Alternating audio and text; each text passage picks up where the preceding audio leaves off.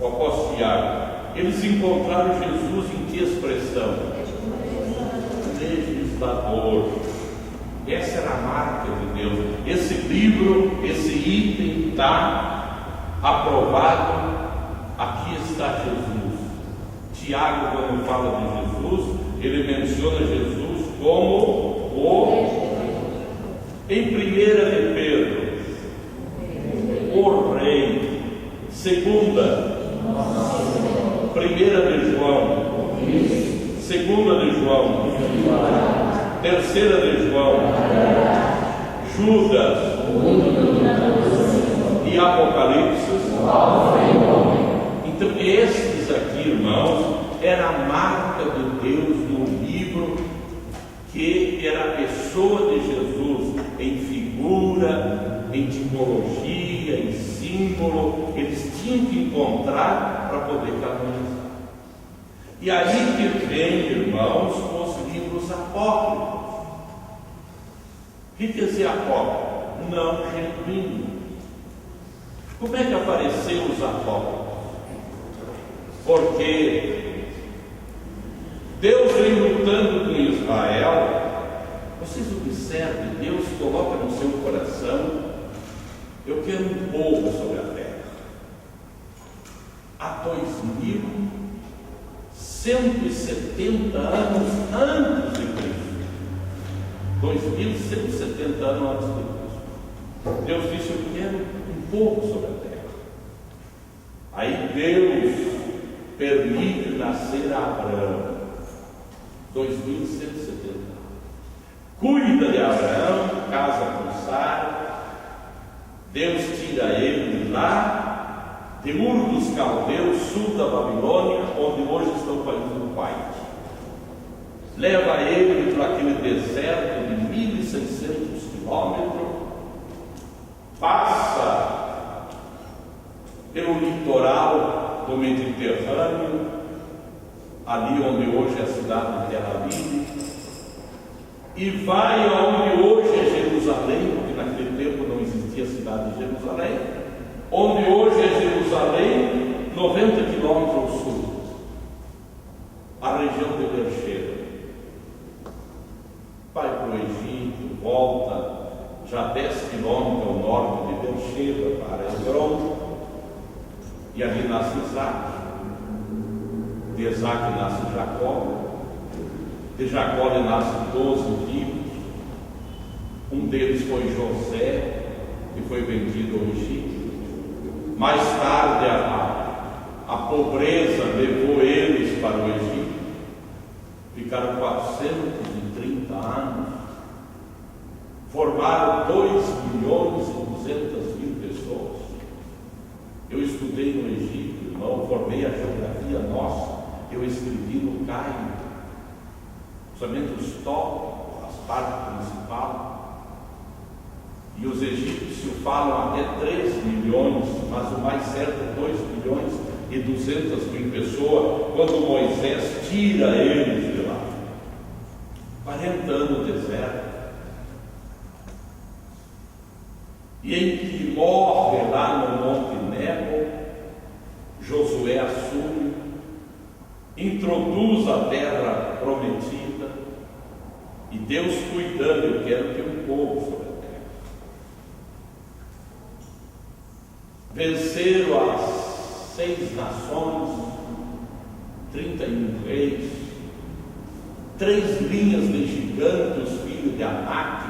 Foi uma guerra que durou 14 anos. Mas Josué estabelece uma nação, coloca as 12 tribos, as cidades de refúgio.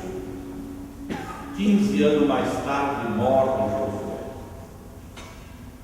E 15 anos após a morte de Josué, necessitou uma teocracia através dos juízes. Depois veio uma monarquia, e Israel errando e cometendo coisas erradas para com Deus, e Deus falando forte com Israel, prometendo até nos dias do profeta Jeremias quando levou ele à casa do oleiro, que quebrou a vasilha na mão do oleiro, Deus disse a Jeremias: eu vou quebrar e vou fazer um novo povo. Quando Isaías escreve o capítulo 5 do seu livro, Deus falou muito forte com Israel pelos seus erros. Deus disse assim no capítulo 5 de Isaías: cantarei a canção do meu amado. O meu amado tinha um outeiro fértil, o cercou, o despedregou e plantou de vides escolhidas. Edificou uma torre e construiu um lagar, esperando que desse uva, de uva silvestre. Moradores de Jerusalém, vizinhos de Judá, julgai entre eu e a minha vinha, o que mais poderia haver feito? Como esperando eu uva me dá uva silvestre? Farei uma coisa: derrubarei seus muros, ordenarei que as nuvens passem por cima e não chove, deixarei que crie espinhos e abrolhos. E aí tu vai encontrar no capítulo 5 de Isaías 6 ais em letra maiúscula. O que Deus queria dizer com isso através de Isaías? Primeiro, com Jeremias: vou quebrar e vou fazer de novo. E Deus quebrou. Tu olhes quando Israel é levado cativo a Babilônia, e depois de 70 anos, quando Neemias, Esdras com Zorobabel traz Israel de Babilônia, trouxe o Israel quebrado, um novo Israel. Mas dali a pouquinho Israel estava caçando. Até que chegou o ano 398 a.C. Aí Deus disse: basta. Agarra e retira o Espírito Santo. E abandonou, como diz o capítulo 5 de Isaías. Criou espinhos e abrolhos. Deus fez tudo por Israel. E aí ficou Israel, irmão, 400 anos sem o Espírito de Deus. E nesses 400 anos apareceu os falsos profetas, que Deus não falou. Mas quando veio a canonização no ano 397, lá em Cônia, no norte da África, aparecem muitos livros. Mas os canonizadores foram separando: esse aqui é apócrifo, esse aqui não tem Jesus como centro do livro, esse aqui é erro, isso aqui não foi o Espírito de Deus que falou, e restou só 27. E aí no ano 397 se canonizou os livros canônicos e ficou os livros apócrifos. Agora vocês me disseram que no ano 1029 depois de Cristo é proibida a leitura da Bíblia. No ano 1029. Quando chegou ali, no ano 500 após Cristo, o verdadeiro cristianismo ficou em cinza praticamente. E aí, das 700 anos, o Evangelho perdido. Do ano 1500 ao ano 1200.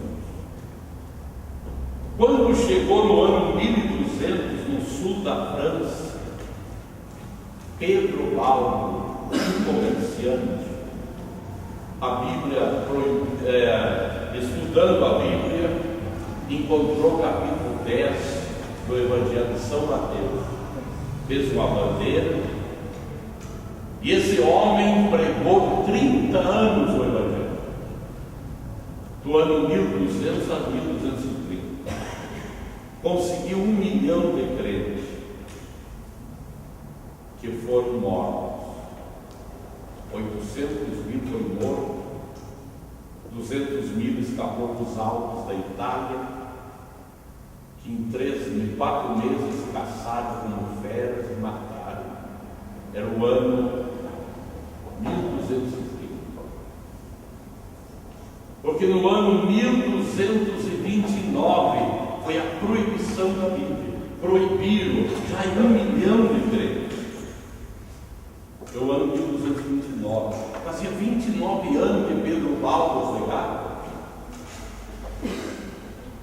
Aí se esperou 1 ano mais na proibição da Bíblia, o Evangelho continuou crescendo, apelaram para a execução. Aí o Evangelho de volta só. Chega o ano 1514. Na Inglaterra surge João Clinton. João Clinton começa a estudar a Bíblia.